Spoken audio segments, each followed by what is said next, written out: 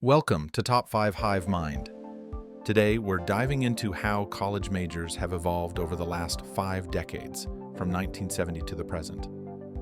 What did students study back then, and how does it compare to today? Let's break it down by decade, using data from the National Center for Education Statistics, NPR, and more. Grab a notebook. This is going to be a fascinating ride. Don't forget to like, share, and subscribe. Let's start in the 1970s.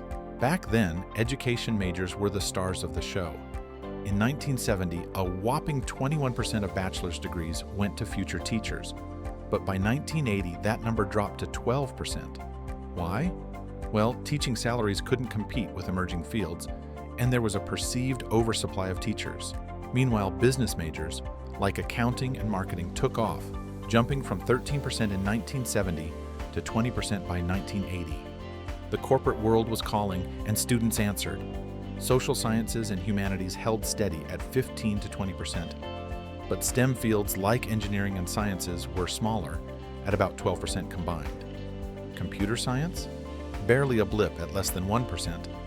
Fast forward to the 1980s, think big hair and bigger ambitions. Business majors hit their peak, making up 24% of degrees by the late 80s, fueled by the Wall Street boom. Education continued its slide, down to 8% by 1990. But here's where things get techie. Computer science started to surge, reaching 4% by 1990 as personal computers went mainstream.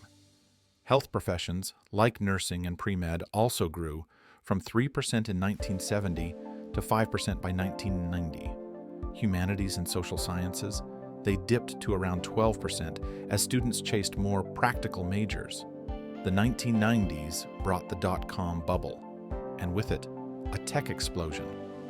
Computer science degrees peaked at 5% by the late 90s, pushing STEM fields to 15% of all degrees. Business stayed strong at 20 to 22%, though its growth slowed. Health majors continued climbing, hitting 7% by 2000, thanks to an aging population and healthcare demand. Education leveled off at 7 to 8%, while psychology rose slightly to 5%, reflecting interest in mental health careers. Humanities kept falling, dropping below 10%. Now, the 2000s. Health professions surged to 10% of degrees by 2010, driven by jobs in nursing and physical therapy. STEM fields grew to 18%, with computer science recovering from the dot-com bust and engineering steady at 5 to 6%. Business held at 20%, but education hit a low of 6% by 2011. Teaching just wasn't as appealing. Humanities and social sciences continued their decline, down to 7% and 8%, as students favored STEM and health for better job prospects. Into the 2010s, STEM took the lead, making up 23% of degrees by 2019. Computer science hit 6%, engineering 6%, and biological sciences 5%. Health professions stayed strong at 10 to 12%, with nursing and public health booming. Business dropped slightly to 19%, while education remained at 6%. Humanities hit rock bottom at 5%, and social sciences fell to 7%. Students were clearly prioritizing majors with clear career paths and higher salaries. Finally, the 2020s. As of 2023, STEM degrees reached 25%, with computer science at 7%, engineering at 6%, and new fields like data science gaining traction. Health professions hit 13%, fueled by post-COVID demand for nurses and public health experts. Business fell to 18%, but subfields like data analytics grew. Education saw a slight uptick to 7%, thanks to teacher shortages and incentives like loan forgiveness.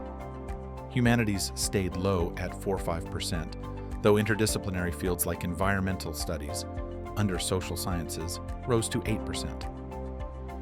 So, what's the big picture? Business grew from 13% in 1970 to a peak of 24% in the 80s, then fell to 18% by 2023. Education dropped from 21% to 6% by 2011, recovering slightly to 7%. Health professions soared from 3% to 13%, and STEM jumped from 12% to 25%. Humanities and social sciences? they've fallen from 15 to 20% to around 9 to 12%.